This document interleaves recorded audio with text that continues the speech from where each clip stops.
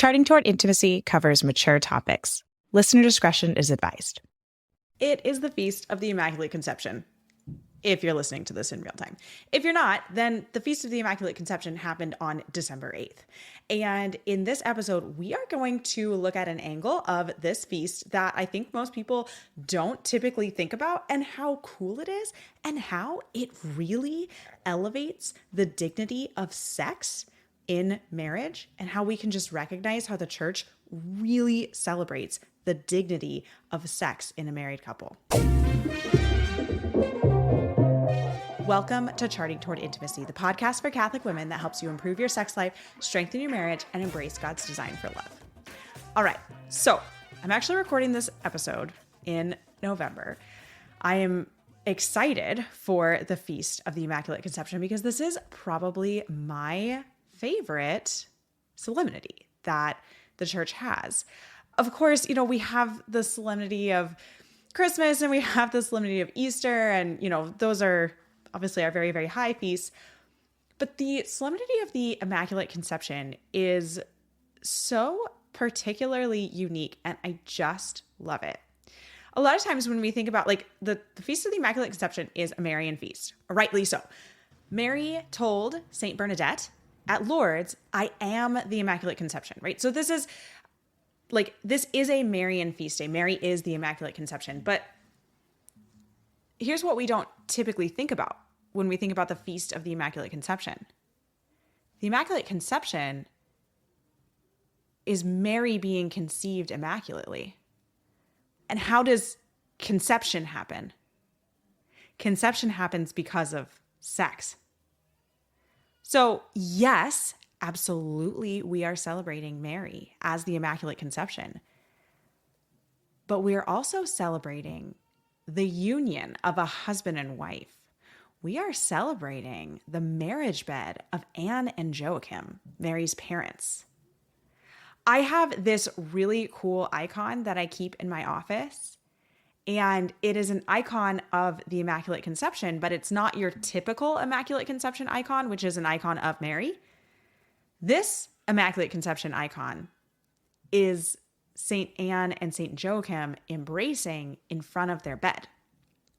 So this is the act of the Immaculate Conception.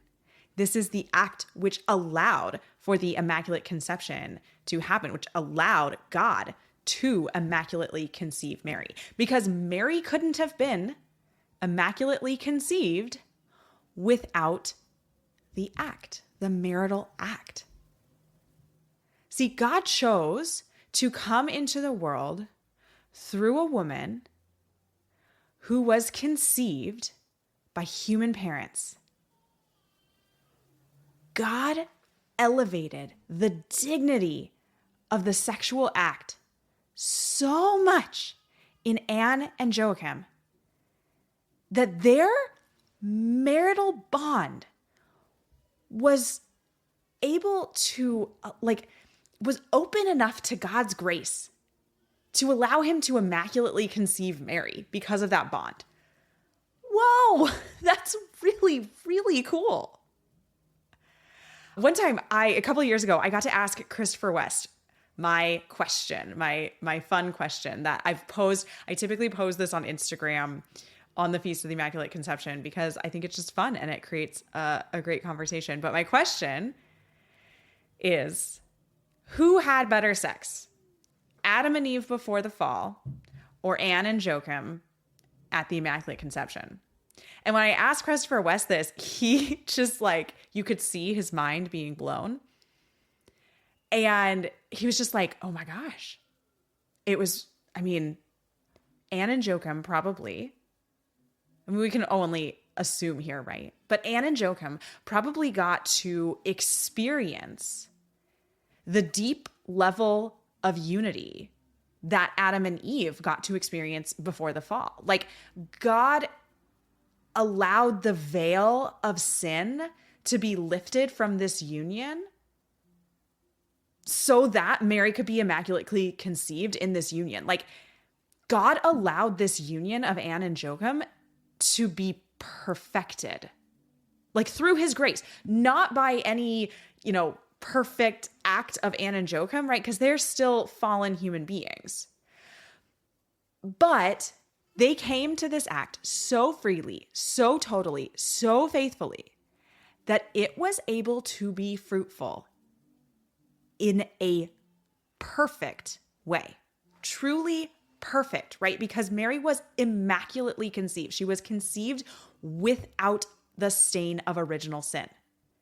This conception was perfect. And Anne and Joachim were able to, they were participants in that. They had to come together to make it happen. Mary is, the daughter of Anne and Joachim. She's not like the daughter of Anne and the Holy Spirit, right? Because when we get into Christology and we understand Joseph was the foster father of Jesus, right? He wasn't the biological father of Jesus.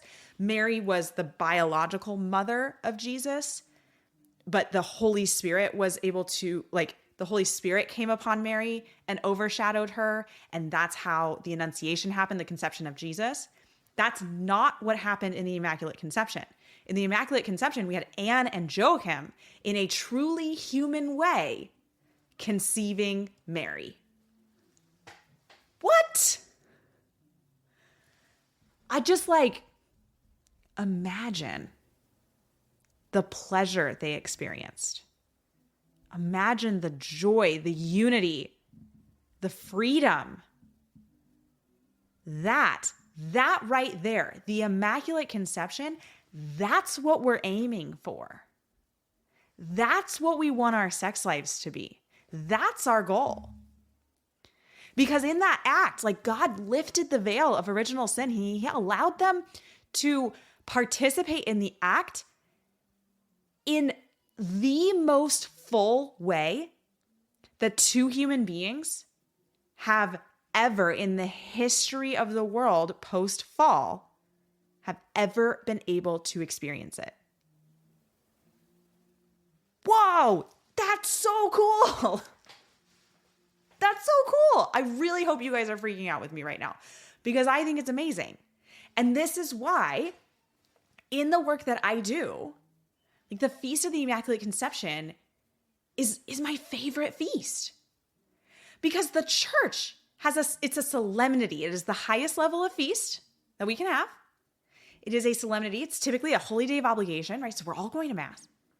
And we're going to Mass and we are celebrating two human beings having sex. That's cool, right?